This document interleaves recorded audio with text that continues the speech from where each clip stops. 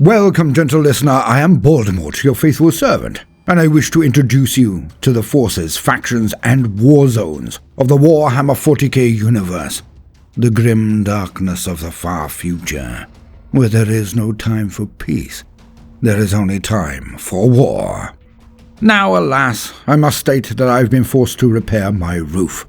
Hence, I am recording somewhere else while the gents are bashing around on my behalf. I've tried my best to make this entry as clear a recording as possible, but there are a few seconds where it is not optimal, and perhaps slightly tinny. I'm sorry for that. I apologize in advance, but thought that many would still prefer an hour's story, even if it had a few seconds where things were slightly off. So, very soon we shall return to normal clarity of sound and to much more juicy topics. And so, prepare for the story of Warzone Valedor.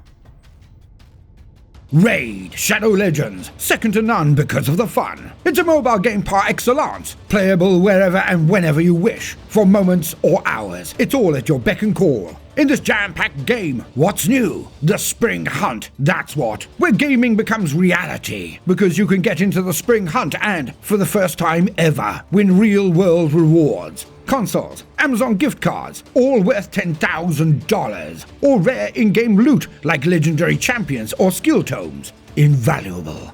Just download Raid and then log into the minigame and you are away. But get your skates on, as this deal ends real swift. But more. There are also community weeks with a myriad of new challenges. Just log in for 7 days straight to win Adeline Chase, the epic chronicler. A chronicler, my favorite. With amazing gameplay, hundreds of heroes, multitudes of modes and goals. This is a game that keeps giving. But you have to get involved right now. So, smash my link in the description or scan my QR techno thingy to get insane bonuses available only via my link. You'll immediately get a huge starter pack with an epic hero, Tyrell, from the High Elves faction. Yummy. Possibly the best epic hero ever, as her debuffs will leave your enemies weeping. And when you reach 25th level, which you will, you'll get another gratis boost that includes Epic Rector Drath, who is a buff master beyond compare. But you have to use my links or techno thingy, otherwise you won't get the massive bonuses. After downloading this game via my link, use the promo code SPRINGHUNT24 to get free silver and so much more.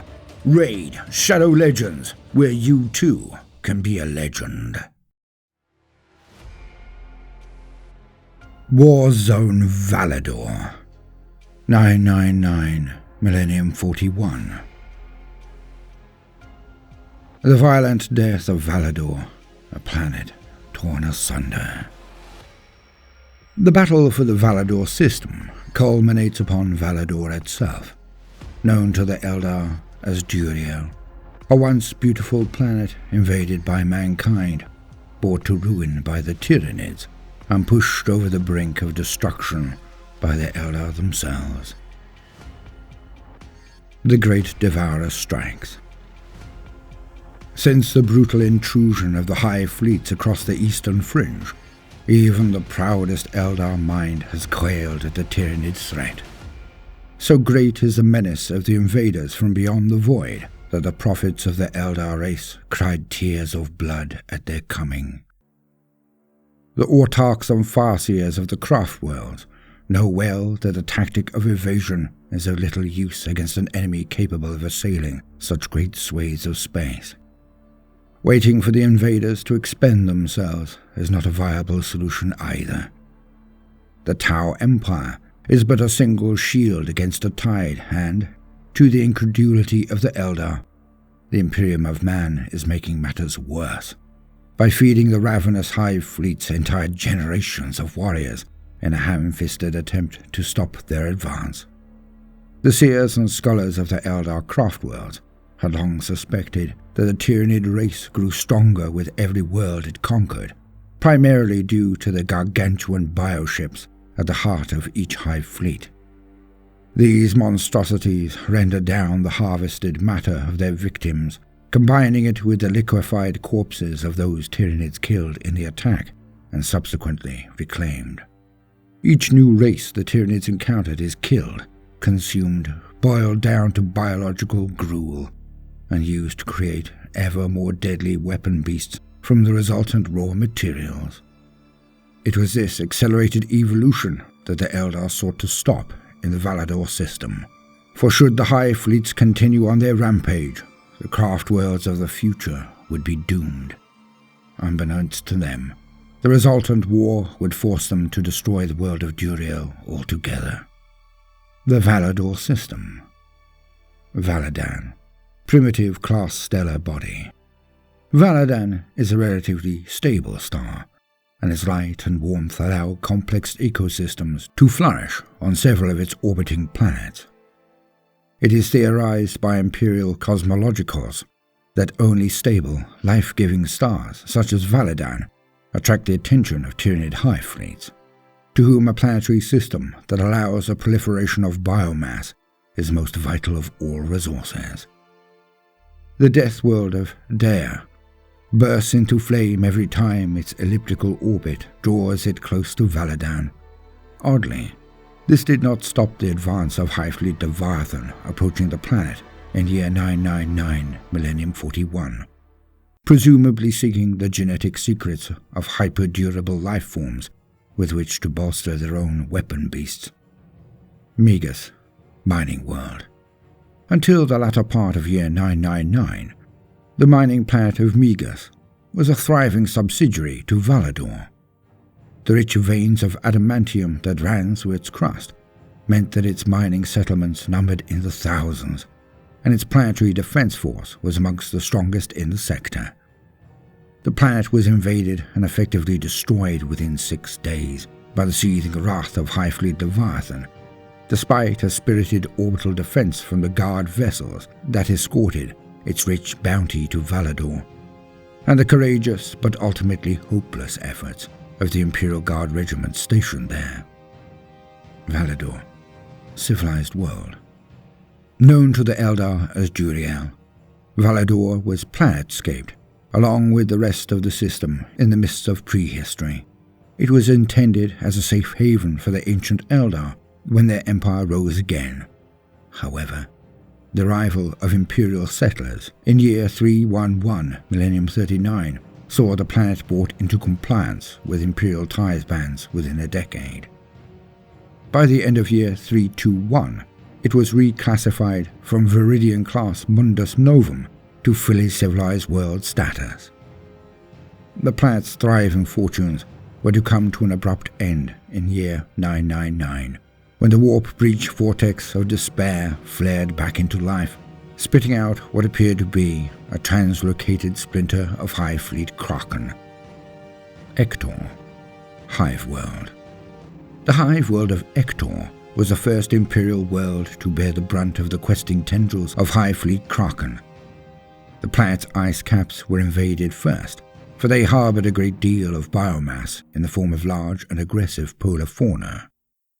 Ector was a recruiting ground for the Crimson Castellans chapter, and housed a garrison of 20 Space Marines at the time of the invasion. The Space Marines coordinated the defenses of Ector's principal hive cities with such efficiency that it held out for a full 3 months before the Tyranid swarms overran them. Nuen, Perditus-class world. Nuen is tainted by the warp rift that interrupts its orbit.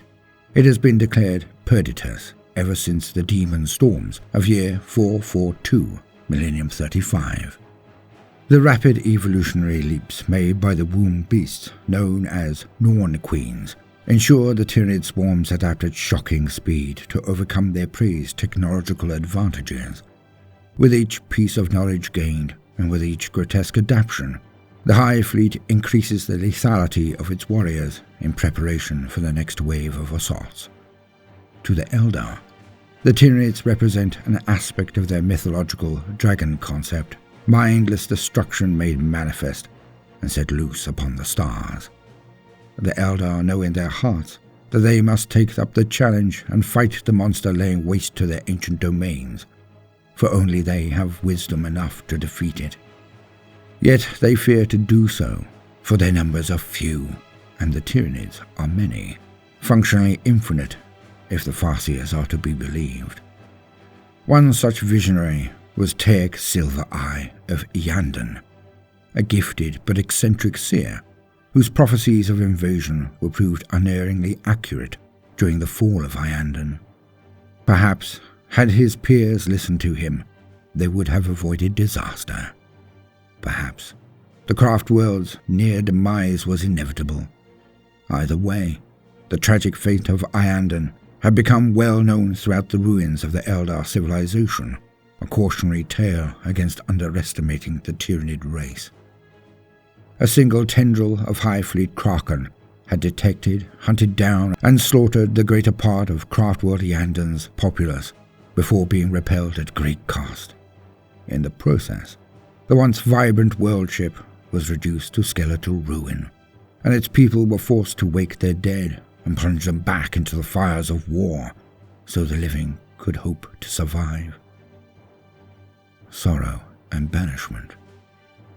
A Tyranid Hive fleet is of an unimaginable scale. Escaping its grasp is no easy feat. This proved truest of Hive Fleet Kraken, the most insidious of their kind. Unlike the sledgehammer assault of Hive Fleet Behemoth, Kraken attacked in a series of questing, spacefaring tendrils, each comprised of hundreds of bioships that probed the defense of the Hive Fleet's foes before driving home its attack against its weakest point. Just as all seemed lost for the beleaguered craftworld of Iyanden, the tendril constricting it had been defeated by the return of Prince Iriel's Corsair fleet. The Pyrrhic victory of the Eldar, in conjunction with the actions of the Imperial forces upon Icar IV, shattered the main tendrils of Hive Fleet Kraken and reduced the bulk of the Hive Fleet to little more than a painful memory. However, the small tendrils that yet floated in the void were still enough to deal the death blow, should they bring Iyanden to battle once more.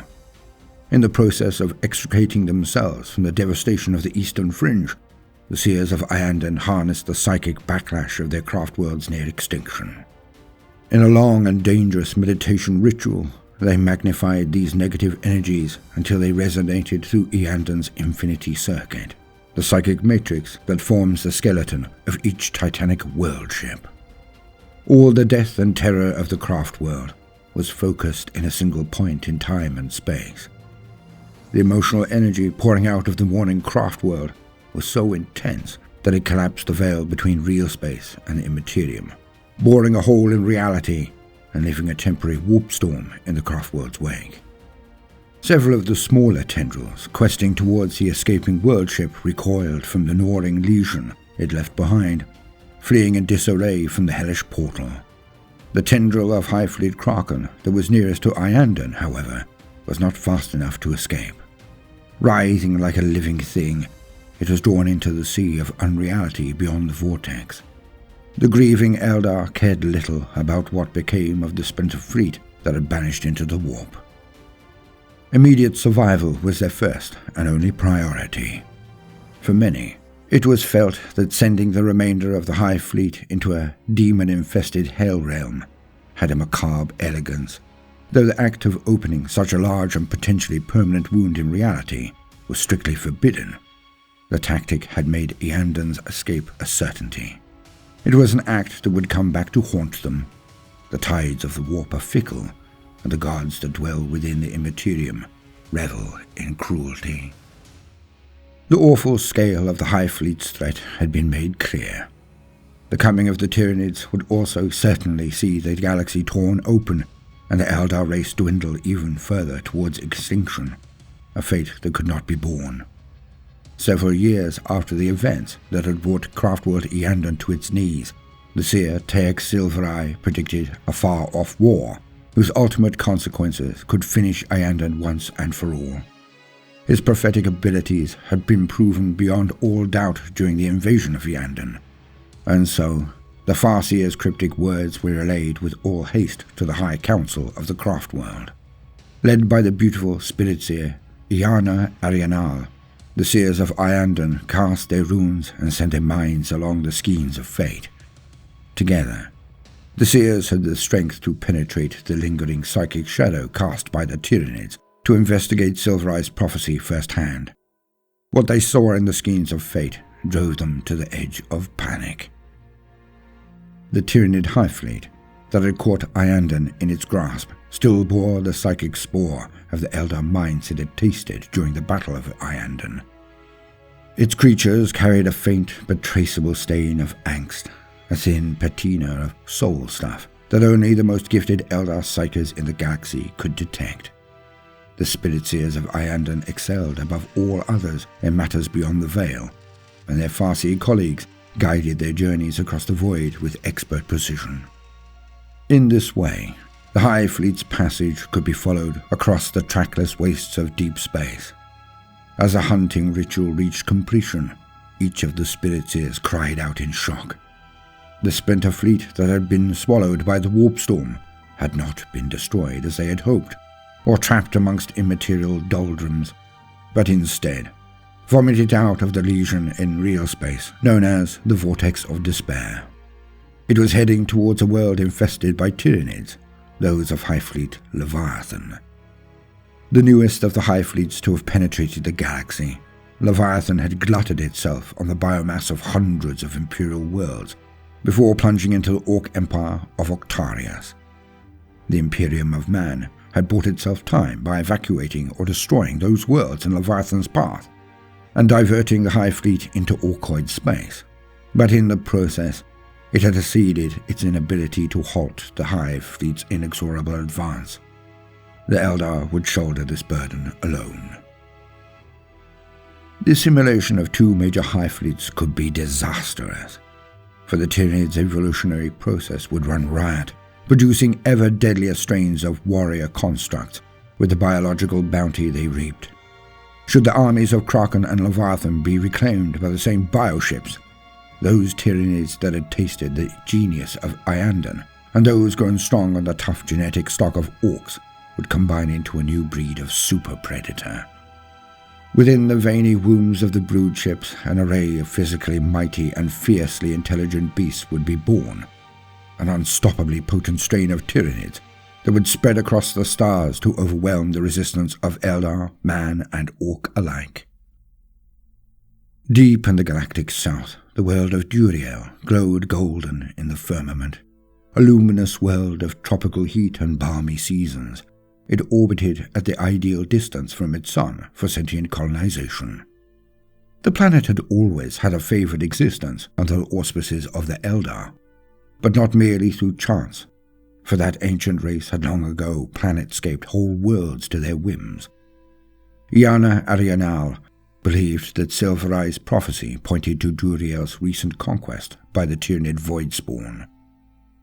The planet's name meant lambent fire in the Eldar tongue, and the spirit seer claimed that the prophecy's references to a dying flame meant that lambent fire was about to be snuffed out. The Seer Council was assembled, and the runes of seeing were cast. As the Eldar scried the paths of the future, they were appalled by Duriel's fate. Since its days as a radiant gemstone in the crown of the Eldar Empire, the runes implied that the once glorious world had not only been conquered by mankind, but also brought to the brink of ruin by the Tyranids.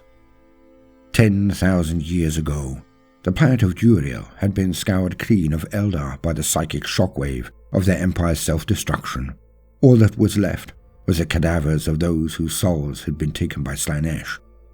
Soulless husks which eventually rotted and crumbled to dust.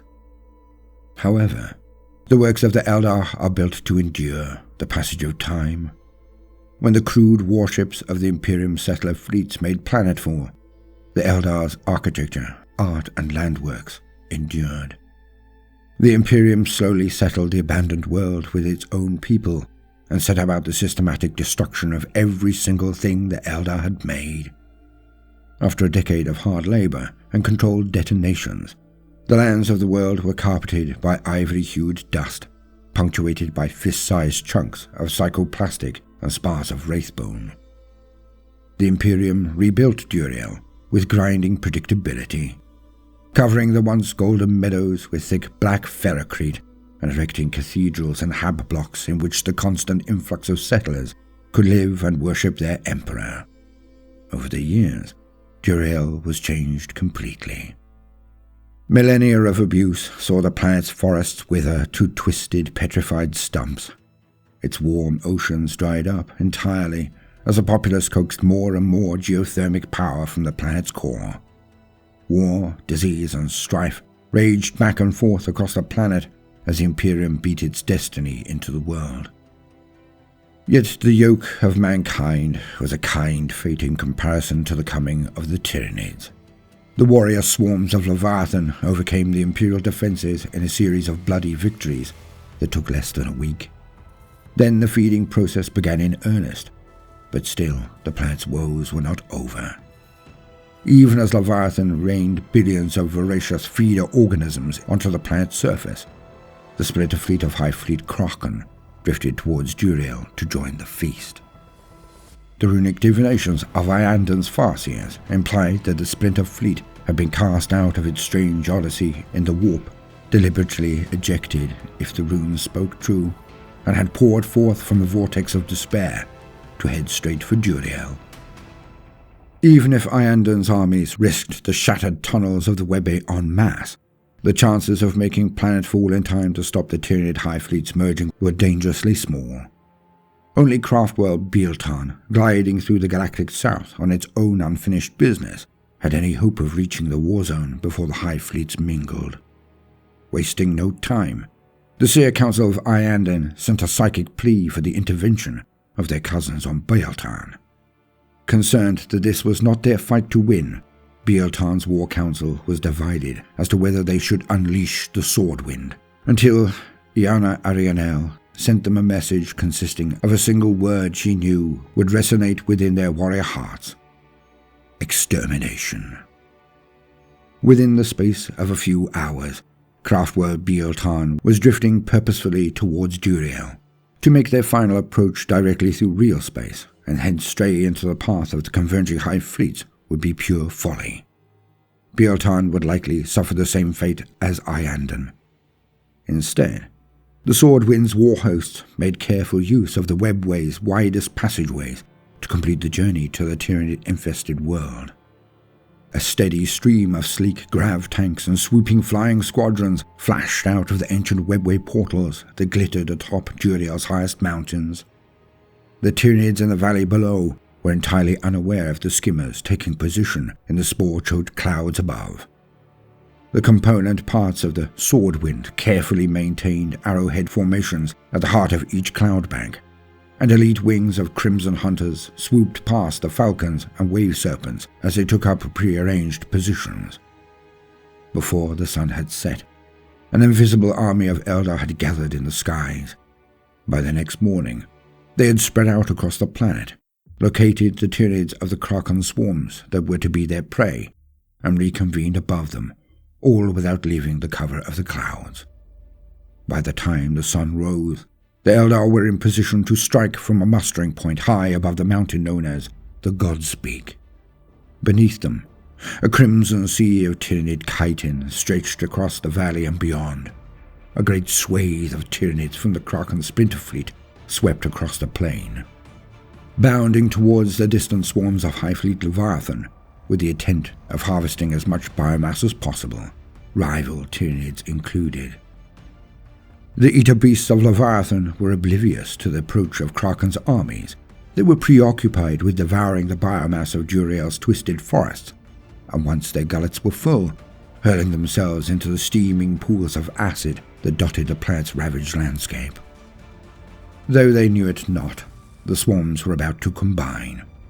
Should the Tyranids of the Kraken splinter fleet join the feast, and should their biomass be merged together in the acidic digestion pools, all the bioships would have to do to reap the bounty of both was absorb the bubbling acidic gruel from the capillary towers spouting from each pool.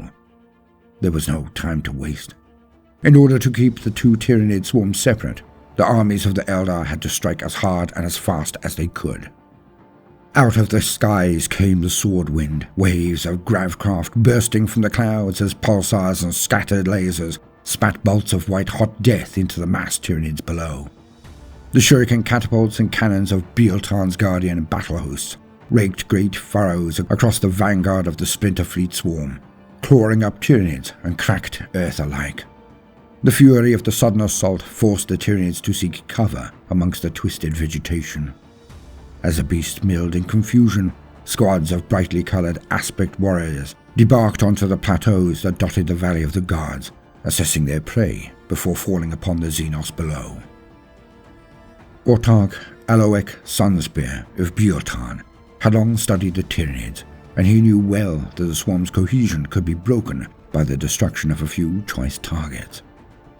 As Sunspear calmly relayed his commands, Dark Reapers strode to the cliff-like edges of the Godspeak mesas.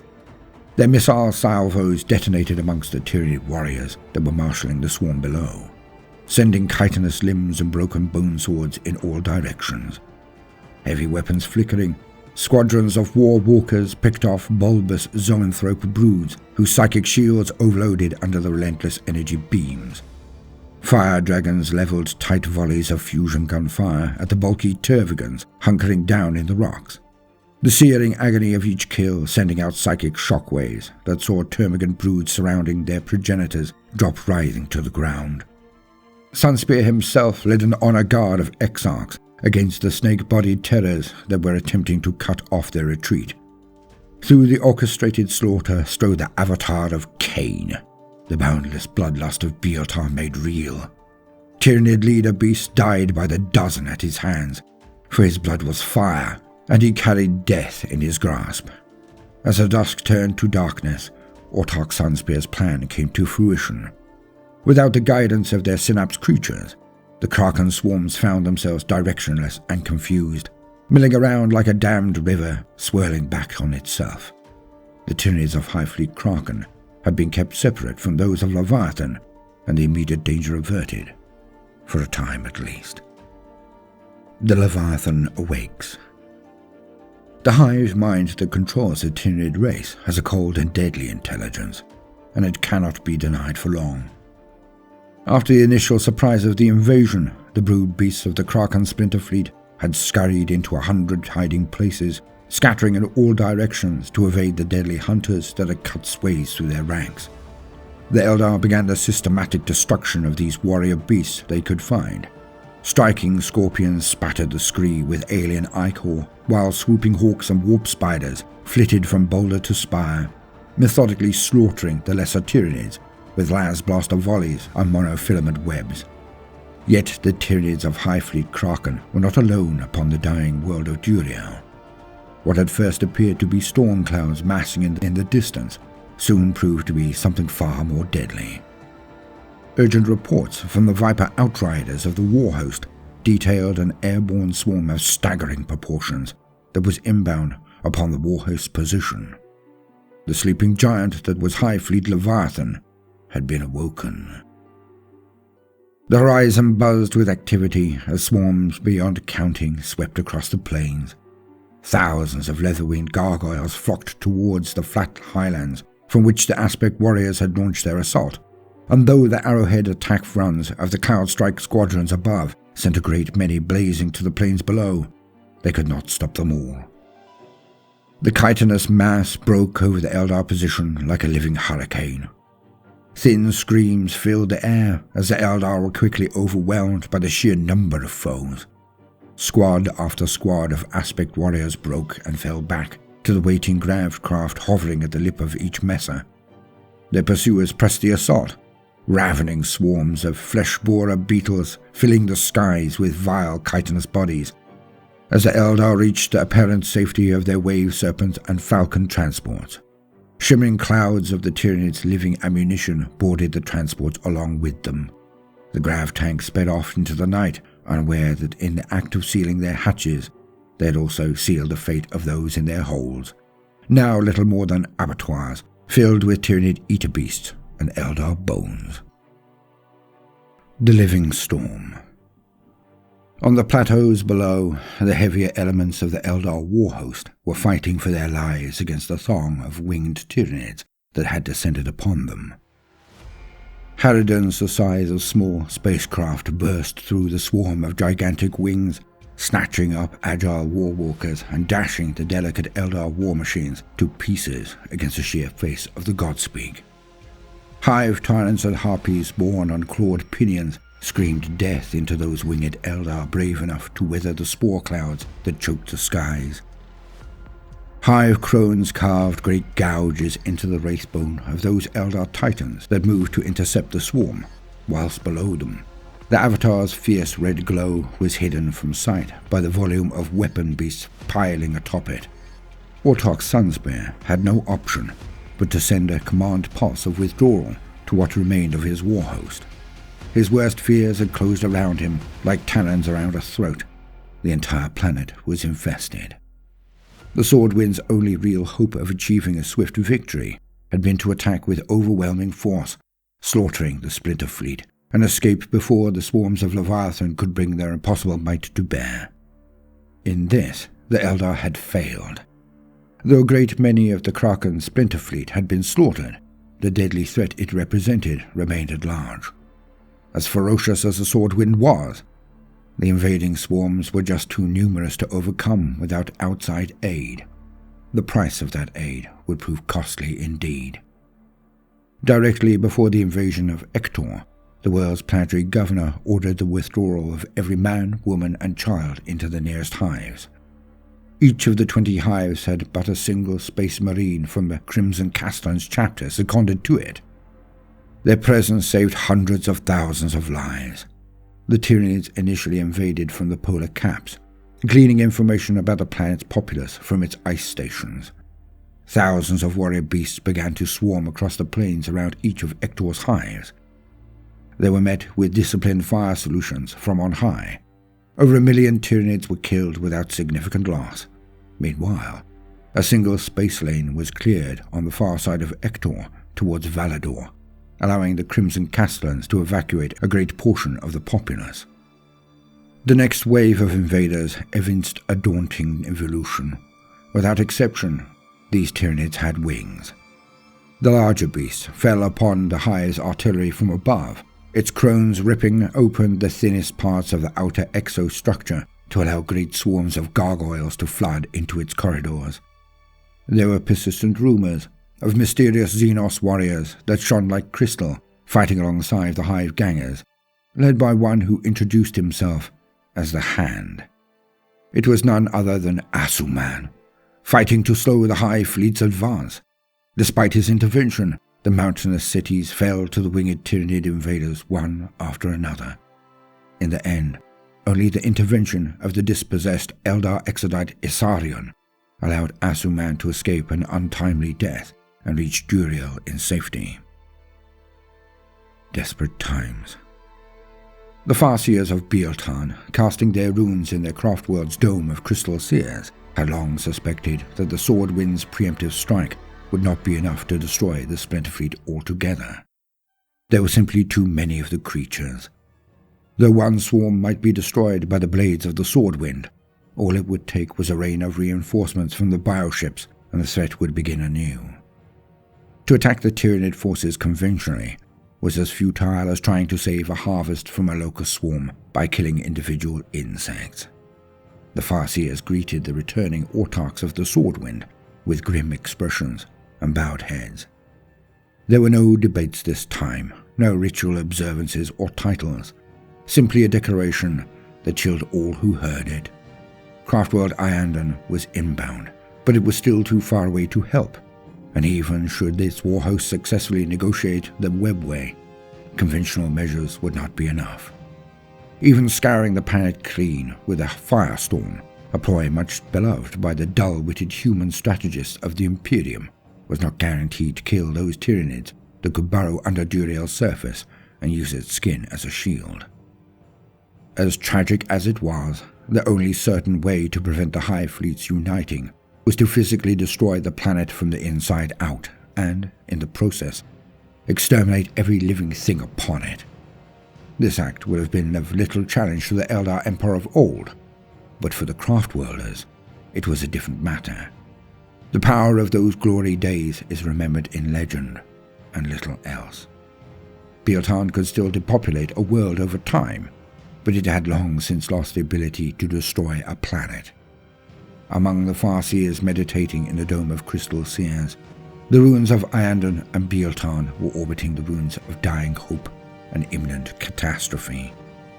However, the runic symbol for Lilithan II Clava loosely translated as the knife that stays the blade, was circling the room for dawn. It was a jagged and unpleasant symbol, long associated with the Kraftworlds' sinister cousins, the Dark Eldar. Yet it implied that aid could be sought from the unholy cities of the Webway, and still arrive in time to stop Duriel's fateful assimilation. Autarch Sunspear was the only member of the Biel-Tan War Council to have visited Cormorant and survived. He still recalled a pathway to that surreal and twisted realm, though many of its portals were metaphysical in nature and had likely shifted over the centuries. Summoning his peers once more, Sunspear told the War Council of Biel-Tan that there was no way a delegation of the Swordwind could approach Cormorant without being delayed or even hunted unto death. Even if they were successful in their journey, they might not return in time to stop the Tyranid bioharvest, for the Dark Eldar were unlikely to reveal their secret paths through the Webway to outsiders. Yet, there was still a slender path in the future that held hope. Strange ambassadors. Slowly and with great dignity, Sunspear made his way across Biel-Tan to the great amphitheatre and took down a delicate mask of porcelain, half laughing, half weeping, from the apex of its archway. As soon as Sunspear had made his way onto the crescent-shaped stage, the mask tumbled from the Autarch's fingers and shattered into 100 shards on the platform below. To the War Council's growing fascination, each of the shards threw up a glittering pillar of light that coalesced into an Eldar warrior dancer. Sunspear knelt before the shimmering figures, relaying Iyanden's dilemma and covering Biel-Tan's recent battle in an archaic form of Eldar language unheard upon the Kraftworld for centuries. Aid must be given, he said, and swiftly, lest the galaxy face a threat magnified to unstoppable levels. The Harlequin Imagos said not a word, though the real figure at the heart of their great troop bowed elaborately. In a flash of multicolored diamonds, the warrior dancer images shattered apart and vanished back into the shards scattered before the kneeling Autarch. Sunspear rose back to his feet and stated flatly to astonished onlookers that the Kraftworld would prepare for war once more. They were returning to Duriel, this time with not one, but 2 allied armies at their side. A deal in the darkness. What infernal bargain was struck on Biel-Tan's behalf in the dark reaches of the Webway remained shrouded. Yet Sunspear's ploy to use the Harlequins as ambassadors to the Dark City proved extremely effective. Within the space of a single day, the war fleet of Biel-Tan, taking up position around the Webway portal to Duriel, was shadowed by the blade-like attack craft of the Dark Eldar. Contact had been made between the Kraftworlds and their Cormorant's cousins. Snide and caustic at first, but businesslike enough when the matters of Duriel's fate came to hand. As tense hours slipped past, a rapport was established between Sunspear and the leader of the Dark Eldar war fleet, the wizened Lord Sarnak, whose permanent grin was unsettling in the extreme. The Archon claimed to be working under the authority of Asdrubal Vecht himself, a fact that was backed up by the many warships in his fleet. Along with a key element of the Cabal of the Black Heart, Sarnak had brought fully half of the infamous witch cult of Strife. It was a formidable boost to Biel-Tan's chances of victory. Yet the real prize of the Harlequins' bargain with the Cormorites was far more exotic. Vex Cabalites possessed a power which Biel-Tan sought, a device that could utterly destroy a planet. This most potent of weapons took the form of a psychically activated doomsday engine. The Fireheart, it was called, a complex nodal resonator capable of causing a planet's molten core to enter violent death throes and send lakes of lava bubbling to the surface. Despite its potency, it was of little use to the Dark Eldar, for they had outlawed the use of Psyker-based weaponry long ago, on the grounds that it attracted the attention of their nemesis, Slaanesh. Yet the Fireheart was of great value to the Kraftworlders. With sadistic relish, Lord Sarnak informed the Eldar High Council that, unfortunately, the Fireheart device could not be used remotely. A ritual circle of seers would have to activate it planetside and remain there to ensure the correct psychic rites were observed in order to fully destabilize Duriel's core. The Kraftworlders had no choice but to comply. The Eldritch Raiders. The original followers of Prince Iriel, known after his exile as the Eldritch Raiders, fought alongside him during the invasion of Iyanden and the battles upon Duriel alike. It was Prince Iriel that dealt the death blow to the Trigon, ravaging the peaks of Duriel in the climactic battle. The Kraftworlders' seers would have to ride out the planet's extermination as it unfolded around them, their unavoidable death the price of Duriel's certain destruction. Of course, there was no way they could complete their Fireheart's activation without a full-scale military invasion to buy them time. The Archon giggled maniacally as he leered close to the holographic device linking him to Sunspear and his kin, drinking in the dismay of his Kraftworld cousins as a torturer revels in the breaking of his prey. The price of Duriel's destruction would be great indeed, costing the lives of the Kraftworld's greatest psychers. Still, the course of the future was set. The swordwind had been gathered, and the fate of Duriel was set in motion. All that remained was to wage war, or so the Autarchs thought. Down on the planet's surface, there was a twist in Duriel's fate that even the Farseers had not foreseen. Hidden in the Valley of the Gods, a Webway portal, the most secret of gateways, had been breached. War in the Webway. In their haste to retreat from Duriel and formulate a new attack strategy, the armies of Biel-Tan had failed to properly seal the blazing portals to the Webway that sat atop the highest of the planet's mountains. The Eldar war host had fought with the fury of Cain to keep the swarms apart. The skies had been cleared above the valleys, and poisonous ichor had spattered down like rain. In their pride, the Kraftworlders' armies believed that they had bought themselves time enough to regroup. To the dismay of the War Council, however, there remained a leader beast upon Duriel, powerful and prescient enough to direct the desperate Kraken swarms towards the now defenseless mountaintop portals. After the Biel-Tan war host had withdrawn, the Tyranid swarms, driven by the psychic imperatives of the Swarm Lord, penetrated the shimmering gateway into the Valley of the Gods. They leapt and scattered in their hundreds through the portals to the labyrinth dimension. Even the rapid intervention of the Witch Cult of Strife, its raider Gravcraft scrambling to reach the swarm in an attempt to halt the intrusion, was not enough to stem the tide of alien bodies. Despite the blades of the witches and the vicious volleys of Darklight and Splinter rifles fire leveled at the Tyranid horde, the Dark Eldar warhost could not hold them back indefinitely.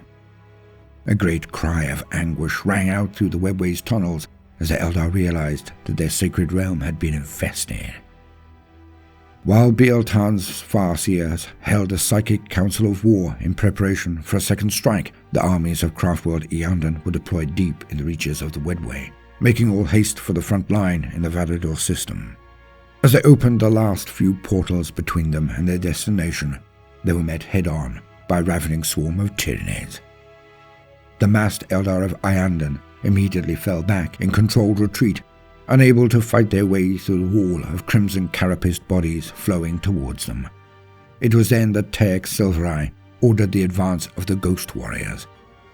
Impervious to the claws and talons of Kraken's beast, the statuesque constructs of the Iyanden warhost formed a wall of wraithbone that plugged the tunnels one by one around the Godspeak's Webway gate. Roaring carnifexes that had bullied their way into the Webway's tunnels smashed the Wraith Guard apart before being destroyed in their turn by the Wraith Knights that stooped through the glowing tunnels. Yet it was the emergence of the heroes of Eldar legend that saw the tide turn. Led by Iyanden's own avatar, and bolstered by the High Council of Iyanden, all 6 of the fabled Phoenix Lords vaulted and sprang from spar to shattered spar. Every slicing shuriken and pinpoint thrust took a Tyranid life. Morgan Ra mowed down scores of Gaunts with his great battle scythe, the Morgatar. Janazar dueled deftly with a pair of Hive tyrants, and Baharoth blinded carnifexes one after another, allowing Fugan to incinerate the beast with his burning lance. Slowly, inevitably, the invading Tyranids were pushed back. The Grand Warhost of Iyanden trampled their bodies to emerge triumphant onto Duriel's peaks. The final battle was just beginning. The Fireheart Awoken. When the Eldar of Biel-Tan returned to Duriel, a pang of pure sorrow flared in their hearts. The planet bore as much resemblance to its former beauty as a flayed skull did to the face of a lovely maiden. It had been systematically stripped bare of all life, that is, save the Tyranid invaders themselves. Bubbling, tentacle-fringed digestion pools scarred the surfaces like open sores. A massed spore beast belched alien foulness into the air.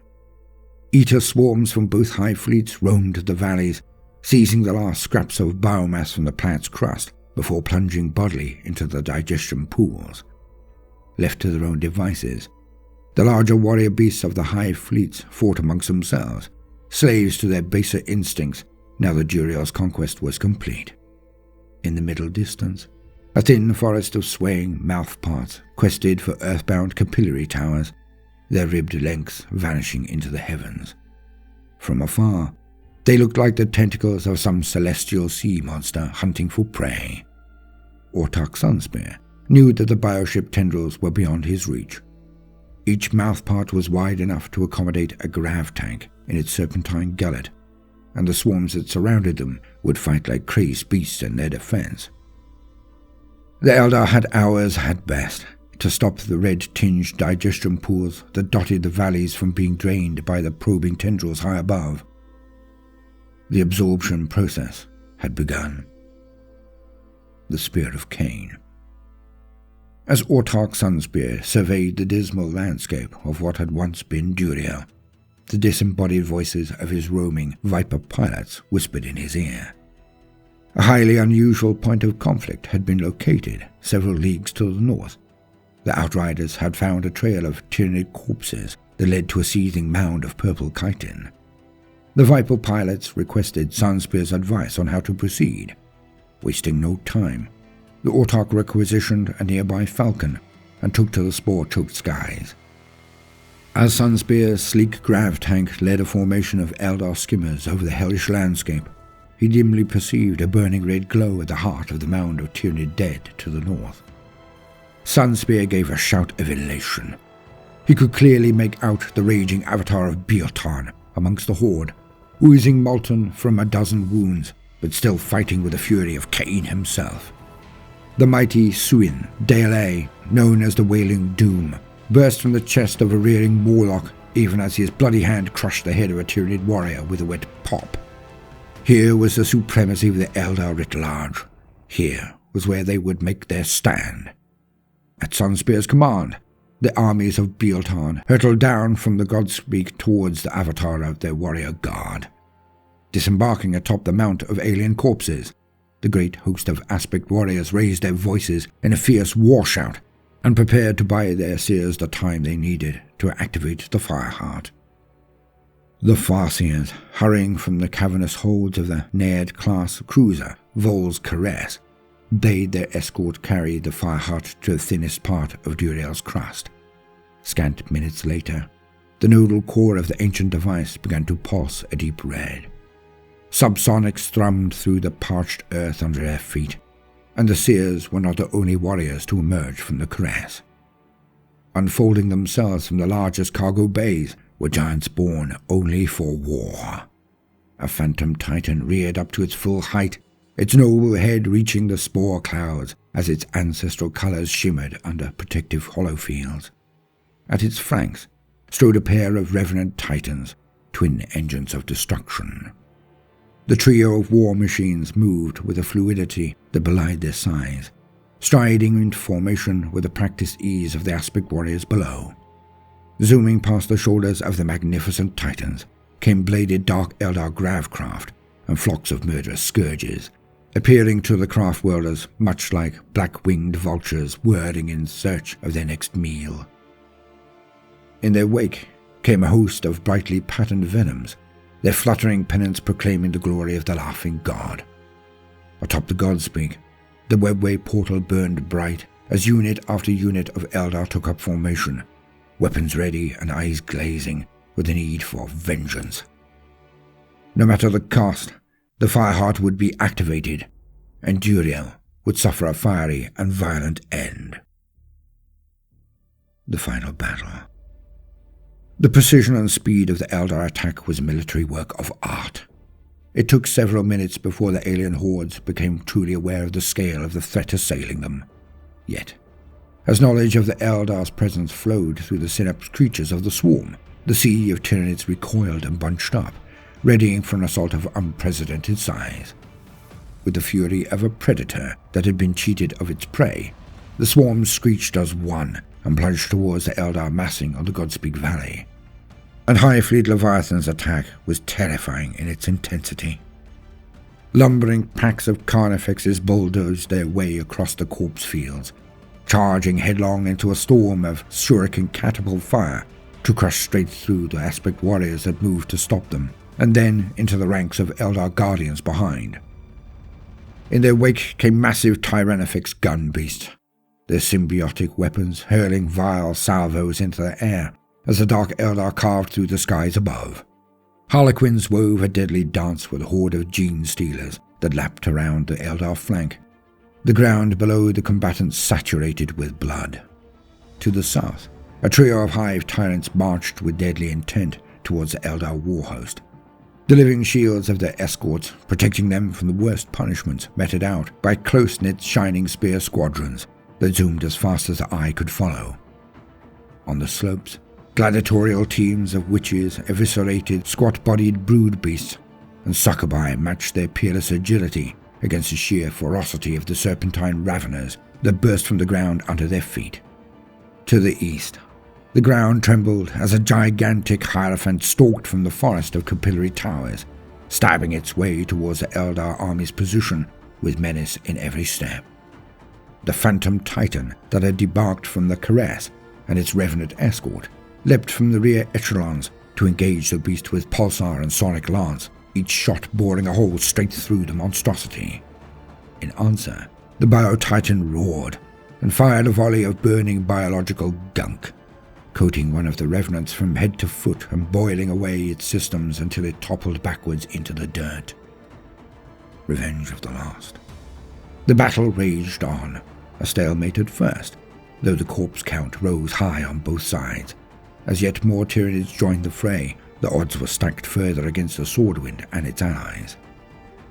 Two sun spears mounting unease, broods from within Leviathan and Kraken were boiling out of the foothills of the Godspeak and falling upon the Guardian warhost that sought to protect the Farseer Council as they awakened the Fireheart device. The attack was as sudden as it was unexpected, for the devious tendrils of the Kraken splinter fleet had waited for a gap to emerge in the Eldar battle line, and then darted forth with all the fury they could muster. There was simply no time to reinforce the Guardian host. Every one of the Eldar and their allies were fighting at close quarters against Tyranids of every conceivable kind. The situation was dire indeed, for if the Fireheart was disrupted, then all would be for naught. Though the Guardian warhost was holding back the vanguard of the swarm with focused shuriken fire, it had little hope of stopping the leader beast that coordinated the assault. The giant Hive tyrant stormed headlong into the Eldar ranks, its four glimmering bone swords carving apart any brave enough to bar its path. Nerves of flame, the Farseers beneath its gaze began to falter in their psychic activation ritual. Only the strident voice of Tex Silvereye kept their focus intact. Just as the Hive tyrant loomed too close to stop, swirling holes in the fabric of reality opened like irises within its body, ripping the creature apart in explosions of ichor. The ghost warriors of Iyanden stalked from the Godspeak Webway portal towards the beleaguered Swordwind, their wraith cannons ripping apart the largest Tyranids, whilst the distortion size of speeding Hemlock wraith fighters snuffed out the lesser gun beasts by the score. Wraith lords strode confidently into the Tyranid warriors that were coordinating the assault on the valley, slashing their ghost glaives left and right. The elegant wraith knights in their wake sniped the remaining synapse creatures with controlled blasts from sun cannons and heavy wraith cannons. Screeching gargoyles flapped and clawed at the ghost constructs, but to no avail. Their statuesque physiques were so indomitable, and their senses so far removed from the mortal plane, that the Tyranids proved little more hindrance than a cloud of moths to a hunter. The arrival of Iyanden's warhost had bought the Farseers time to complete the Fireheart's activation. As the physically charged nodes of the device glowed a fierce red, the surface of the planet trembled and began to split open. Superheated steam vented from 1,000 fissures as columns of lava soared skywards, and Duriel screamed in protest. The battle in the valley, already on the brink of madness, boiled over into pure mayhem. As the ground shattered into shifting, crackling plates, massed broods of Tyranids were tipped into the red-hot molten rock that rose unstoppably underfoot. The hissing of their demise sounded like rain on a hot steel plate as the fires of Duriel consumed them whole. The God Peak speaks. The air had filled with smoke and screams, yet instead of panic and withdrawal, the Tyranid broods redoubled their assault. Those Eldar still planetside were forced to fight with every ounce of fury they could muster, invoking Cain to give them strength and springing across the gaps that opened wide in the planet's crust. Not all were successful. Whole chunks of the surface were breaking up and dissolving in the rising lava that gushed from each new wound, pitching aspect warriors and Tyranids alike into the cleansing fires. The God Peak itself shook mightily before its cap burst open in a titanic triple pillar of white-hot lava, an immense pyroclastic cloud billowing out in all directions to consume the warriors on its flanks. The Kraftworlds' dark Eldar allies hurtled through the skies as the Fireheart device worked its ancient magics below, pausing in their escape only to subdue the larger Tyranid beasts in a storm of blades and herd their recumbent forms into the runic hex cages that hung from their raider transports. Cries of despair floated up from the lava as hundreds of embattled Eldar were dissolved in the planet's lifeblood, a macabre mockery of the Tyranid digestion cycle that had been broken open by this forced catastrophe. All around was confusion and terror. Even the bioships in orbit above seemed to know that destruction was at hand, for the ribbed capillary tubes were rising fast, sucking up their gruesome harvest with desperate vigor. Autarch Sunspear cried out in dismay as he watched High Fleet Leviathan's probing tunnels latch onto the digestion pools filled with High Fleet Kraken's ruddy biomass. The capillary towers began to funnel the acidic gruel to the bioships with great peristaltic pulses. The Eldar had failed at the last hurdle. The tentacled monstrosities of the Hive fleets needed only a small sample of the mingled biomass to birth a new race of supernaturally advanced bioconstructs. So, despite the Eldar's best efforts to stop them, the Tyranids had snatched their prize from the fires of defeat. The Twisted Strike. Just as Sunspear's heart felt like it was about to turn to cold stone, the roaring thunderclap of supersonic aircraft boomed overhead. The Autarch could just make out the ragged, sickle-winged shapes of razor-wing fighter squadrons hurtling through the skies overhead, the edges of their wings limed with the flicker of monomolecular fields. His eyes widened as the razor-wings darted at incredible speed through the storms of magma and shot towards the capillary towers that were draining the planet dry. Rather than avoiding the great muscled tubes, the jet fighters used their aircraft to carve through the capillary towers one by one, placing their winged blades with such expert precision that the liquid feast being sucked into the bioships sputtered out like blood from severed arteries. The variegated tubes of the capillary towers toppled downwards, their precious liquid cargo gushing in all directions from the severed stumps. Sunspear laughed with disbelief and astonishment. The bioships of Hive Leviathan had been cheated of their ugly feast after all, and with Duriel falling apart beneath them, they had no hope of reclaiming it. The Red Death of Duriel. His mission complete, Autarch Sunspear withdrew his forces as best he could, as the thorn-patterned gravcraft of the Swordwind hurtled skywards towards Val's caress. News of the wider battle reached him. Craftworld Iyanden's contribution to the battle for Duriel had not been confined to the battle planetside. Prince Iriel, the Grand Admiral of Iyanden's fleet, had coordinated his twin armada of spacecraft on a seemingly suicidal attack run against the splinter fleet of High Fleet Kraken. After his victories at Iyanden, He knew well how to slay the Tyranid monstrosities and instructed his commanders accordingly. Though it cost him the better part of his fleet, Iriel's Eldritch Raiders and the Iyanden Armada ensured the destruction of each and every one of Kraken's bioships before escaping, as Leviathan began to close in. In their death throes, the Splinter Fleet's bioships expelled yet more organisms towards Duriel's surface, but their deadly cargoes died in a sea of lava as soon as they reached the shattered crust.